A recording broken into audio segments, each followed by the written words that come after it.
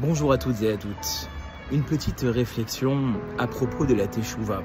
Beaucoup de personnes, souvent, ont envie, ont une démarche de Teshuvah. Mais dans leur tête, ils se disent que finalement, elle ne vaut peut-être pas le coup. Parce qu'ils savent que quelques jours plus tard, une semaine plus tard, très rapidement, ils reviendront à leurs habitudes. Alors j'ai entendu une histoire qui, triste comme elle est, nous montre quand même une réflexion extraordinaire.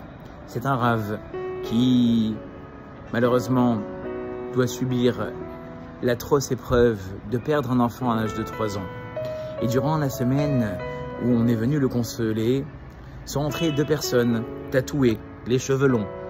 Et ils ont dit: Rabbi, l'histoire de votre fils décédé nous a tellement atteints qu'on tenait à vous dire que le Shabbat qui arrive, nous allons faire un énorme effort. Vous savez combien est-ce qu'on aime fumer, vous savez combien est-ce qu'on aime s'amuser durant le week-end.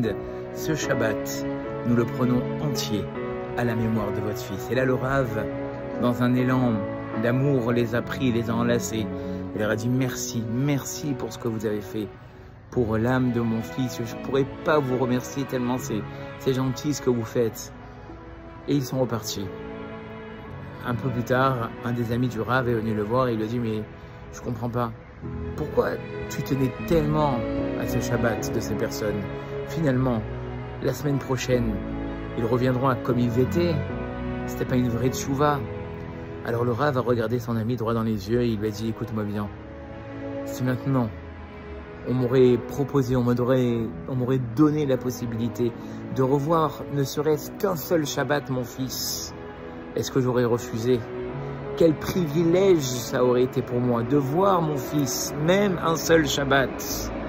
Eh bien, a dit le Rav, il en est de même. Quand quelqu'un fait tchouva, et c'est ça que je voulais vous faire passer comme message aujourd'hui, quand bien même il sait pertinemment que sa teshuva ne tiendra pas, à voir pour Akadosh Baruch Hu des enfants, un garçon, une fille, qui pendant 24 heures, pas plus, se rapproche, pour lui, ça n'a pas de prix.